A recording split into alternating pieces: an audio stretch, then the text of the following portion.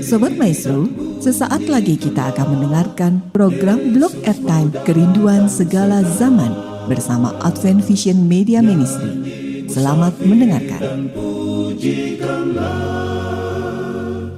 Yesus mau datang segera. Shalom para pendengar yang dikasihi Tuhan dimanapun Anda berada. Kita berjumpa kembali dalam program Kerinduan Segala Zaman bersama saya Grace Rantung. Program Kerinduan Segala Zaman adalah program yang membahas khusus tentang buku Kerinduan Segala Zaman, yaitu suatu buku yang diyakini diilhamkan Tuhan dan telah tercatat di Library of Congress sebagai buku biografi Yesus yang telah menjadi favorit. Dan dengan tuntunan Roh Kudus, hidup banyak sekali orang telah diubahkan melalui buku ini karena buku ini khusus membahas tentang juru selamat kita, yaitu Yesus Kristus. Nah, para pendengar yang budiman, saat ini kita akan melanjutkan pembahasan tentang bab 64 dengan judul Suatu Bangsa yang Malang. Silakan Anda bisa menghubungi nomor telepon 0877 1616 1637. Saya ulangi nomor telepon 0877 1616 1637. Bila saudara memiliki komentar, pertanyaan mengenai pembahasan pada saat ini. Para pendengar sekalian, saudara masih bersama kami dengan narasumber Dr. Alvin Rantung dan bersama saya dua ibu Jenny Tarigan dan Ibu Doli Rumagit. Mari kita lanjutkan pembahasan bab 64 dengan judul Suatu Bangsa yang Malang. Silakan Dr. Alvin. Baik, para pendengar yang dikasihi oleh Tuhan, sebelum kita mempelajari bab yang ke-64 ini, kita tunduk kepala sejenak dan berdoa. Tuhan Bapa kami yang bertakhta di surga, kami bersyukur pada saat ini dan memuji memuliakan nama-Mu untuk kehidupan yang Tuhan masih percayakan kepada kami. Kami memiliki Allah yang agung, yang indah, yang memberikan kami keselamatan di dalam Yesus dan memberikan kami kuasa melalui Roh Kudus-Mu. Sebagaimana pada saat ini kami mempelajari kebenaran firman Tuhan, biar hati kami terbuka kepada kehidupan dan tabiat Yesus serta kuasa yang indah yang boleh memberikan kami pengalaman yang baru, perubahan tabiat dan kuasa untuk hidup seperti Yesus. Terima kasih, kami berdoa dan mengucap syukur di dalam nama Yesus. Amin. Baik pendengar yang dikasihi oleh Tuhan, di dalam bagian yang kedua ini, saat ini Yesus mau mengadakan perjalanan kembali ke Yerusalem dari Betania. Sesudah ia sepanjang malam berdoa dan bersama murid-muridnya beristirahat.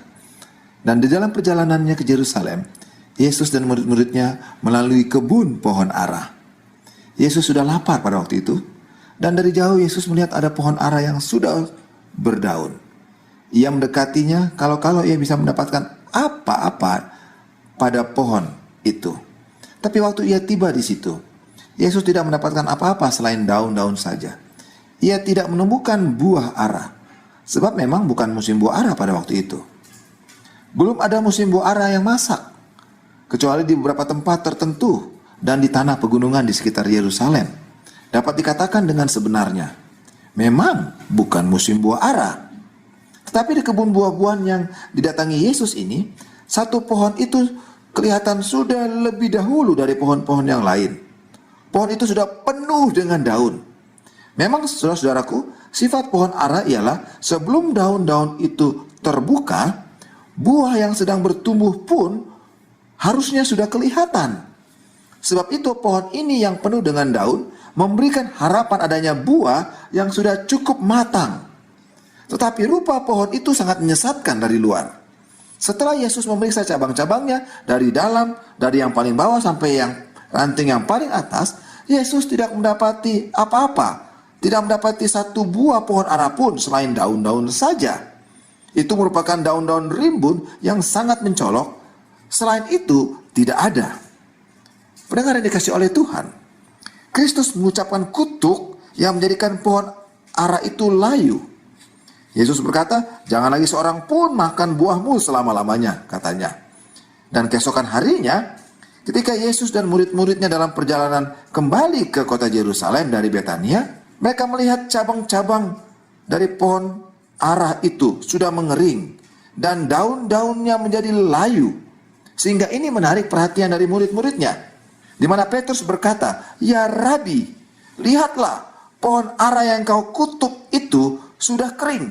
Pendengar yang dikasihi oleh Tuhan, tindakan Yesus dalam mengutuki pohon ara itu telah mengagetkan murid-murid. Bagi mereka, hal itu tampaknya berbeda dengan jalan dan perbuatan Yesus sebenarnya.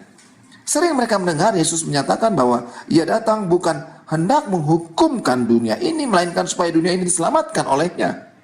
Mereka teringat akan perkataan Yesus dalam Lukas 9 ayat 56. Karena anak manusia datang bukannya hendak membinasakan nyawa orang, melainkan hendak memeliharakan dia. Oleh karena itu perbuatan yang ajaib itu telah dilakukan untuk memulihkan, tidak pernah untuk membinasakan. Murid-murid telah mengenal Yesus sebagai pemulih, penyembuh. Tetapi perbuatan ini tegak sendirian. Apakah maksudnya? Tanya mereka. Mengapa Yesus mengutuki pohon ara ini? Bukankah pohon ara ini tidak bersalah? Kenapa Yesus harus mengutukinya?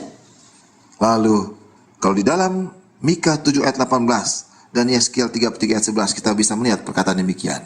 Allah berkenan kepada kasih setia demi aku yang hidup. Demikianlah firman Tuhan Allah. Aku tidak berkenan kepada kematian orang fasik.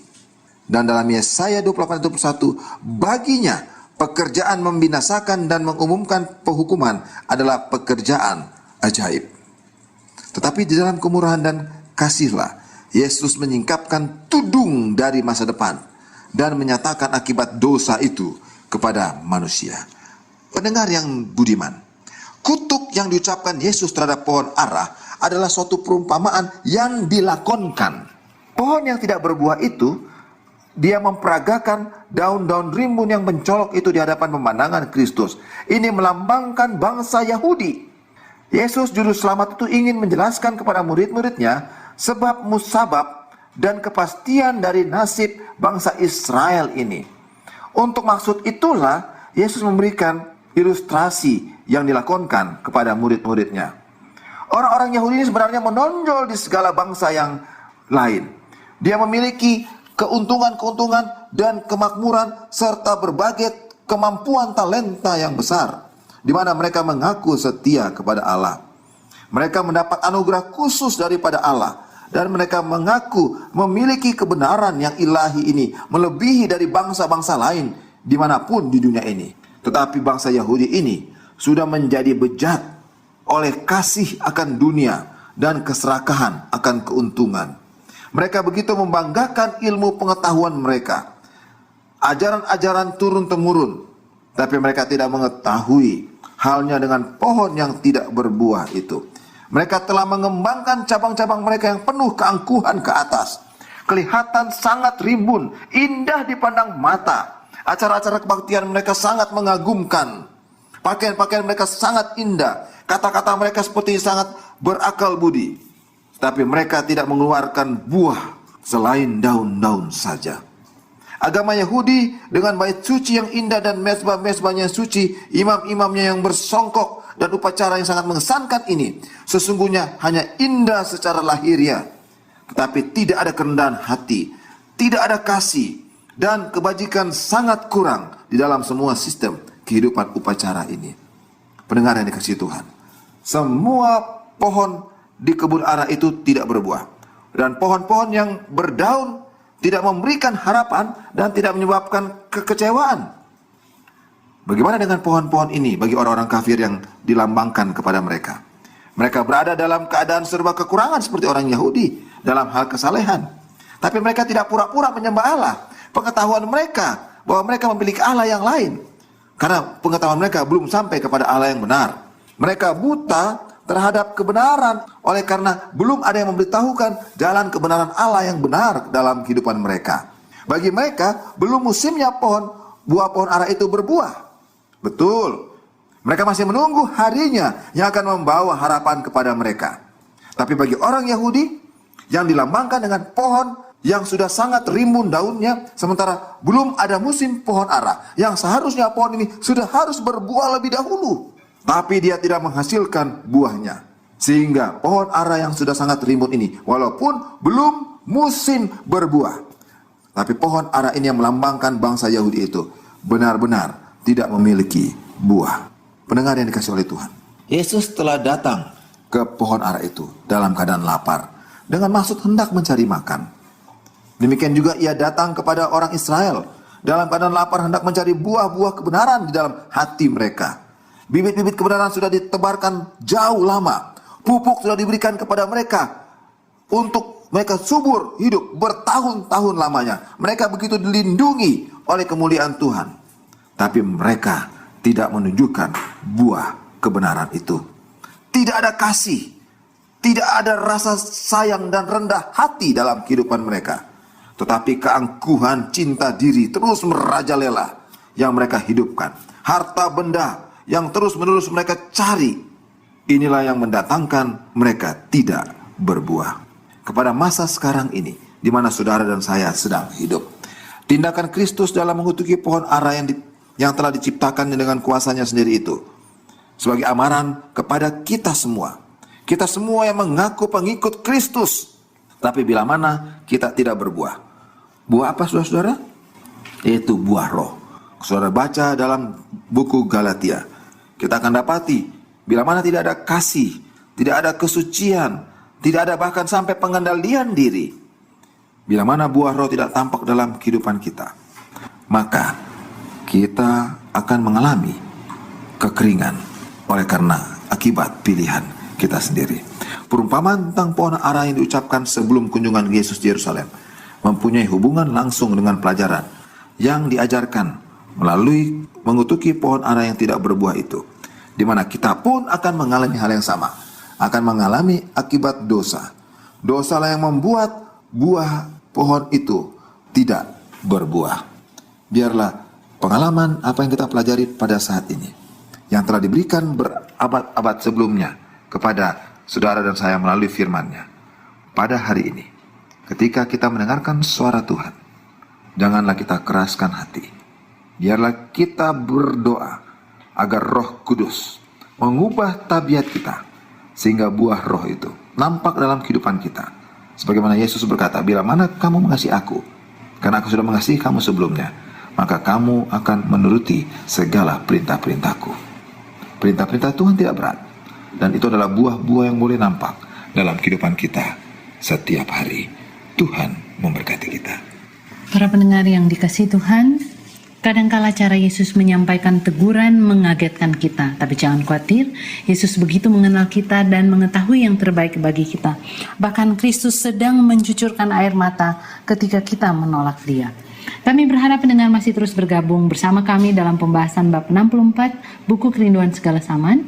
Dan jika saudara memiliki komentar, pertanyaan, bahkan permohonan untuk kami doakan, Silakan Anda bisa menghubungi nomor telepon 0877 1616 1637. Saya ulangi nomor telepon 0877 1616 1637. baiklah Dr. Alvin, Ibu Jenny, dan Ibu Doli, kita akan mulai diskusi kita. Saya ingin memulainya dengan menanggapi bagaimana untuk pertama kalinya Yesus mengucapkan kutuk yang mematikan. Dan ini masalahnya pohon ara. Nampaknya itu bukan stylenya Yesus. Sampai murid-murid pun bingung, kaget. Yesus yang mengatakan, aku inilah pemberi kehidupan. Ini kok pohon ara, apa salah dia berdaun tak berbuah gitu ya. Tapi Yesus memberi kutukan. Di dalam salah satu kalimat di bab ini disebutkan bahwa itu sebenarnya adalah cara Yesus menyingkapkan masa depan yang akan terjadi dan memberikan amaran dengan tegas berdasarkan atau digerakkan oleh kasih dan kemurahan. Mungkin dalam hidup kita ini sesuatu yang sukar mungkin kita mengerti ya. Yesus kadang-kala mengizinkan hal yang tidak menyenangkan untuk kebaikan kita. Itu memerlukan iman tentu saja. Gimana Dr. Alvin? Ketika Yesus sedang berbicara untuk mengutuki pohon ara, tadi kita sudah mendengarkan pembahasan bahwa kenapa tidak berbuah oleh karena dosa, ya kan? Sebenarnya Yesus kutuk adalah dosa. Kita ingat ketika manusia pertama berdosa, Adam dan Hawa, dan di dalam Kejadian pasal 3 yang kita pelajari bahwa terkutuklah bumi. Karena apa? Karena dosa. Jadi ketika Yesus membinasakan dosa, dan manusia yang sudah terikat dengan dosa ini akan ikut terbinasakan gitu, ya kan? Ketika Yesus binasakan dosa dan manusia yang sudah menyatu dengan dosa karena memilih dosa, dia juga akan hancur dengan dosa gitu. Dan benar Yesus datang mencintai kita. Dia mau menyelamatkan kita manusia yang berdosa, memanggil kita keluar dari dosa itu melalui darahnya yang sudah punya jadi jalan. Tapi ketika kita masih mau terikat dengan dosa, dan ketika Yesus membinasakan dosa, kita yang terikat dengan dosa mati juga. Itulah yang diumpamakan dengan pohon ara yang dikutuk tadi. Sehingga kita kelihatannya, tapi hebat sekali nih ya, dia kelihatan begitu indah di luar, tapi artinya dosa. Jadi saya mungkin jadi bawa pemikiran lagi. Berarti ada begitu banyak orang di gereja juga, walaupun bawa firman Tuhan, pakai nama Tuhan, mereka tidak memiliki buah. Bisa saja mereka tidak ada roh suci. Yang adalah roh setan yang berkata-kata seperti Mesias. Banyak terjadi seperti itu. Kalau kita baca firman Tuhan dengan teliti, sangat berbahaya kalau gitu. Jadi apa jadi pegangan kita kalau gitu? Yang kita bisa jadi pegangan kalau demikian adalah firman Tuhan. Sebagaimana Yesus selalu berkata, ada tertulis. Setan pun dalam nubuatan akhir zaman akan datang sebagai Mesias, sebagai Yesus yang kata-katanya mungkin seperti Yesus, penampilannya seperti Yesus. Tapi karena dia tidak sesuai dengan firman Tuhan, kita tahu ini bukan dari Yesus. Karena Yesus berkata, dari buahnya lah kamu akan mengenal mereka. Jadi boleh digarisbawahi, pengetahuan kita tentang kebenaran tidak akan menjamin keselamatan kita. Hanyalah hati, kembali ini masalah hati. Hanyalah hati yang mengasihi Yesus dan mau menerima dia. Karena apa yang tidak diketahui oleh orang-orang Farisi, ahli-ahli Taurat, mereka begitu mengetahui titik komanya akan firman Tuhan. Tetapi karena hati yang dipenuhi dengan kebencian itu. Dan yang mengerikan di sini, di dalam salah satu alinea daripada bab ini dikatakan bahwa hukuman Tuhan terhadap pohon ara ini yang kelihatannya mengagetkan murid-murid, itu menunjukkan betapa Tuhan jijik terhadap kepura-puraan. Jadi ini kan sangat indah dilihat dari luar, tapi ternyata di dalam itu jauh dari Tuhan. Jadi mending kita kalau mau jahat ya, tapi jangan kita jadi jahat. Tapi buat Tuhan adalah sangat menyakitkan hatinya kalau kita munafik, kalau kita berpura-pura, kita pegang Alkitab tetapi hati kita tidak bersama dengan Tuhan. Ada yang mau komentari hal ini? Silakan Ibu Jenny. Terima kasih Dr. Grace. Tadi Dr. Alvin bilang Tuhan mengutuk dosa. Jadi waktu Tuhan mengutuk dosa, tentu si pendosa itu terbabit ya, terikut dengan terkutuk ya, karena dia kan manusia ini kan dosa. Nah, di situ mungkin manusia ini marah ya. Mereka anggap Tuhan tuh gak fair ya, karena waktu dikutuk dosanya itu dia terikut karena dia si pembuat kok dia. Jadi kadang-kadang dia jadi ikut aja. Jadi kita kadang-kadang manusia ini, contoh kalau mama kita sakit, kadang-kadang kita tidak sadar dengan perbuatan kita yang tidak benar. Kita sudah makan salah. Tapi itulah kita manusia ini yang mau menang sendiri ya. Ya jadi selalu kita anggap Tuhan itu gak fair untuk kita. Terima kasih. Memang menarik sekali karena gini, kita udah berapa kali kan ada kalimat yang dituliskan dalam buku ini bahwa Tuhan membenci dosa, tapi Dia mengasihi orang berdosa. Agak tidak mudah untuk kita mengerti karena kita cenderung membenci orangnya, tapi perbuatannya sering kita buat juga gitu. Jadi kita suka dosanya, tapi kita benci kalau orang berbuat dosa. Orang ini kita nggak suka, tapi hanya Tuhanlah yang akan menolong kita untuk tetap mengasihi orang berdosa, tetapi membenci dosanya. Gimana Ibu? Kita yang buat dosa, ya tentunya itu satu paket.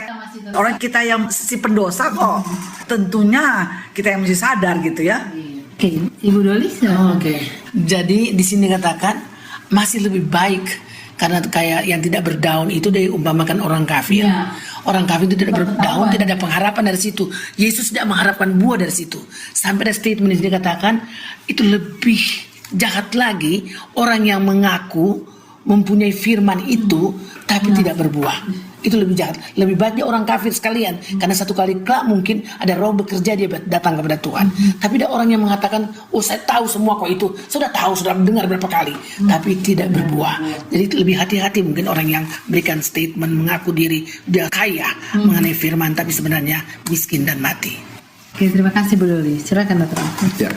Kalau kita lihat tadi pelajaran tadi, musim itu kan belum musim pohon ara berbuah, tapi sudah ada pohon ara yang sudah rimbun lebih dahulu yang sebenarnya diharapkan sudah ada berbuah dulu. Ini sebenarnya melambangkan akan ada suatu waktu nanti di dalam nubuatan dunia ini di mana semua ada musim buahnya akan berbuah. Pohon akan berbuah, yaitu pada musim ketika roh hujan akhir nanti akan dicurahkan. Ketika roh hujan akhir dicurahkan, buah-buah roh itu akan nampak keluar. akan ada banyak orang jahat, orang kafir yang tadinya akhirnya mereka bertobat karena pengalaman Roh Kudus menggerakkan hati mereka terhadap firman Tuhan, mereka berbalik. Dan ada juga banyak orang-orang yang mengaku tadinya seperti sudah mendapatkan buah sebelum tapi tidak berbuah, justru dia akan keluar. Yang firman Tuhan mengatakan ada banyak nanti bintang-bintang yang berjatuhan. Jadi sekarang bagi kita, makanya tadi diinformasikan, bagi kita yang mengaku pengikut Kristus sekarang, kita harus betul-betul setia. Berdoa selalu seperti mana Yesus berdoa dan berpuasa. Untuk setia, karena bila mana pengetahuan kebenaran itu tidak menyelamatkan kita. Kita hanya memang bergantung kepada yang Ibu Jenny bilang tadi, ketika kita menjadi satu paket dengan dosa, caranya melepaskan dari situ hanya bergantung kepada darah Yesus. Tidak ada cara yang lain. Makin banyak pengetahuan kita tentang kebenaran Tuhan, makin banyak yang dituntut dari kita. Terima kasih banyak. Memang pada bab 64 ini dengan judulnya saja suatu bangsa yang malang. Dikatakan lebih dari 1000 tahun Tuhan memberikan kesempatan kepada bangsa Yahudi. Tapi benar-benar malang. Malang karena Tuhan memberikan kesempatan, mereka bertahan dalam kesombongan dan cinta diri. Dan itulah yang kemudian menghancurkan bangsa itu. Itulah sebabnya Yesus menangis. Dan saya tertarik dengan satu kalimat paragraf yang kedua terakhir dari bab ini. Kristus sedang mencucurkan air mata sedih bagimu, yang tidak mencucurkan air mata bagi dirimu sendiri. Kekerasan hati yang membahayakan, yang telah membinasakan orang Farisi, sudah nyata di dalammu. Dan setiap bukti rahmat Allah, setiap sinar terang ilahi sedang mencairkan dan menaklukkan jiwa, kalau tidak akan meneguhkannya dalam sifat tidak mau bertobat yang tidak berpengharapan. Jadi pilihan selalu diberikan kepada kita. Apakah kita tidak tersentuh, tidak terharu dengan kalimat yang menyebutkan Yesus sedang menangis untuk kita karena kerasnya hati kita. Jadi gimana Ibu Jenny? Apa itu yang dibilang banyak yang terpanggil, sedikit yang terpilih? Erat sekali hubungannya. Banyak memang Tuhan berikan kasih ke semua orang, tapi semua pilihan kita sendiri. Tinggal pilihan kita, itu power of choice yang Tuhan berikan kepada kita. Terima kasih banyak sayang, waktu kita sudah habis, meskipun menarik sekali selalu membicarakan tentang firman Tuhan. Terima kasih Dr. Alvin, Ibu Jenny dan Ibu Doli, para pendengar yang budiman. Yesus rindu menemukan simpati dan kerjasama dalam pelayanan kita kepadanya. Tetapi kasih Allah akan dilenyapkan oleh kesombongan dan cinta diri. Dan tidak seorang pun dapat hidup dengan hukum Tuhan tanpa melayani orang lain. Mari kita miliki kuasa Yesus yang akan mengubah karakter kita menjadi seperti Dia dengan mempelajari hidup Yesus bersama kami dalam membahas buku Kerinduan Segala Zaman. Kami berharap pendengar sedang mendapatkan berkat melalui pembahasan ini dan teruslah bergabung bersama kami. Jangan lupa bila ada komentar, pertanyaan, dan permohonan untuk kami doakan, Silakan Anda bisa menghubungi nomor telepon 0877 1616 1637. Saya ulangi nomor telepon 0877 1616 1637. sebelum mengakhiri bab yang ke-64, mari kita dengarkan kesimpulannya. Pendengar yang dikasihi oleh Tuhan, tidak ada kelompok yang lain selain daripada orang berdosa. Dan dari orang berdosa ini hanya ada kelompok dosanya diketahui dan dosanya yang tidak diketahui, yang tersimpan. Tapi semuanya membutuhkan pertolongan dari Juru Selamat kita, Yesus Kristus. Hendaklah kita dipanggil sekarang ini untuk menyerahkan hati kita, dan Roh Kudus akan menolong kita berubah dari tabiat kita yang penuh dosa menjadi tabiat yang disucikan. Tuhan memberkati kita. Kita tunduk kepala dan kita berdoa. Bapa di surga, terima kasih. Engkau memberikan kepada kami firman-Mu, nubuatan-Mu, bahwa kasih-Mu begitu besar menjangkau kami. Engkau telah memberikan segala sesuatu untuk kami. Tinggal pilihan kami untuk memilih Engkau, untuk datang kepadamu dengan membawa segala beban-beban hati kami. Dan Engkau akan sucikan kami. Kami dalam pergumulan-pergumulannya Tuhan. Dalam pendidikan kami, dalam rumah tangga kami, pekerjaan kami, hubungan kami, di dalam berbagai aktivitas kesehatan tubuh kami yang dalam penderitaan sakit. Biarlah jaminan di mana Tuhan menyertai kami, di mana Immanuel, Allah beserta kita, akan memberikan kami kekuatan. Biarlah buah roh itu akan hidup dalam kehidupan kami semuanya. Dalam kondisi apapun yang sedang kami alami, kami tetap sabar, rendah hati, tetap setia, tetap mengasihi satu dengan yang lain. Adalah menjadi berkat yang istimewa bagi kita semuanya, dari sekarang sampai selamanya. Amin. Para pendengar yang dikasihi Tuhan, semoga berkat limpah dari Yesus telah menjadi bagian para pendengar sekalian, dan berharap kami untuk berjumpa lagi pada pembahasan selanjutnya. bab ke-65, bait suci dibersihkan lagi. Kiranya Tuhan memberkati kita semua, adalah doa dan harapan kami. Sampai jumpa. Sobat Maestro, Anda telah mendengarkan program Blog Airtime Kerinduan Segala Zaman dari Advent Vision Media Ministry. Terima kasih atas kebersamaan Anda. Tuhan memberkati. Yesus mau datang segera.